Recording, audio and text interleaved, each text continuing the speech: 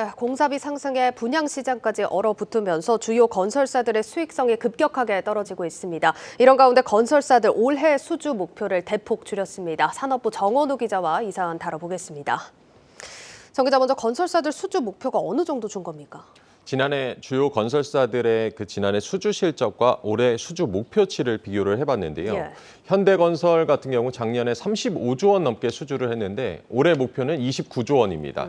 삼성물산의 경우 작년 17조 수주에 올해 목표 13조 8천억 원입니다. 대우건설과 GS건설 역시 지난해 수주 실적에 비해서 올해 목표치를 줄였고요. 건설사들의 이런 수주 목표는 실제 수주를 노리고 있는 가능성이 높은 사업지를 연초에 합산해서 발표하는 겁니다. 네. 작년에 대부분 목표를 초과 달성한 영향도 있지만 이 두 수치를 비교해보면 올해 건설 경기가 그만큼 좋지 않다라는 걸 알 수 있습니다. 예.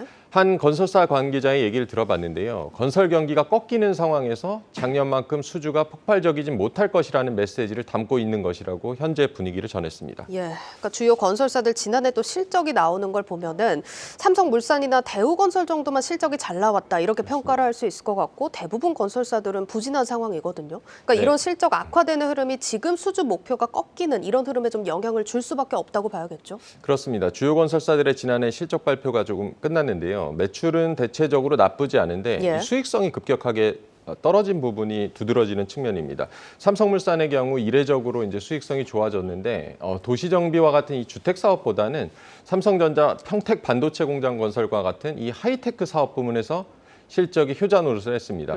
대우건설 역시 다른 건설사에 비해서 해외 사업 비중이 상대적으로 높았던 것이 실적을 그나마 수익률 방어를 한 것으로 분석이 되고요. 반면 이 국내 주택 사업에 치중한 건설사들의 수익성이 대체로 급격하게 떨어지는 추세입니다. 무리한 수주는 오히려 독이 될 수 있다는 게 최근 건설사들의 분위기고요. 이에 따라 올해는 좀 공격적인 수주보다는 수익성 위주의 선별 수주를 하겠다는 전략이 일관된 전략입니다. 그러니까 올해도 사실 지난해 한남 2구역과 같은 초대형 사업장들이 나올 텐데 올해는 뭐 이전만큼 적극적으로 뛰어들 수는 없겠다고 봐야겠네요. 아무래도 시장 분위기가 그렇습니다. 올해 국내 도시 정비에서 이 굵직한 대형 사업장들이 있는데요. 노량진 1구역이나 한남 4, 5구역 등이 시공사 선정을 앞두고 있고 건설사들이 다수가 뛰어들어 있는 상황이지만 이 컨소시엄 구성이나 포기 등 가능성도 적지 않을 것으로 보입니다. 현재 착공했거나 착공을 앞두고 있는 주택 사업장들도 하나같이 이 공사비 증액 문제를 두고 갈등을 빚고 있는 상황인데요.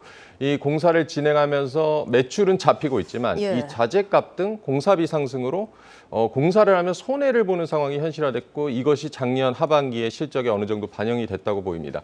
작년 이 둔촌주공 공사 중단 사태가 여기저기서 재현될 수 있다는 우려가 이 건설업계에서는 계속 나오고 있습니다. 예, 좀 걱정입니다. 그러니까 결국에는 국내 주택 사업보다는 해외 사업 쪽으로 눈을 돌렸던 기업들이 올해 실적도 선방을 했고 앞으로도 그럴 가능성이 크다라는 얘기인데 해외 건설 수주 전망은 좀 어떻습니까, 그럼? 삼성물산의 예를 들어보면요. 작년에 국내에서 11조 5천억 원, 그리고 해외에서 5조 5천억 원을 수주를 올렸습니다. 예. 해외 수주의 경우 2021년 7조 6천억 원이었던 것이 5조 원대로 작년에 줄어든 것이고요.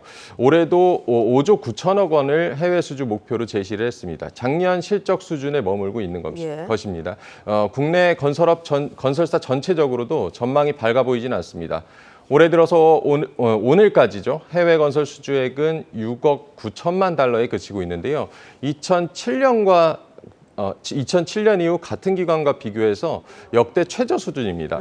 연초에 이 수주를 예상했던 굵직한 이 해외 프로젝트들이 하반기로 밀려나면서 전 세계적인 경기 둔화 여파를 체감하고 있는 상황입니다.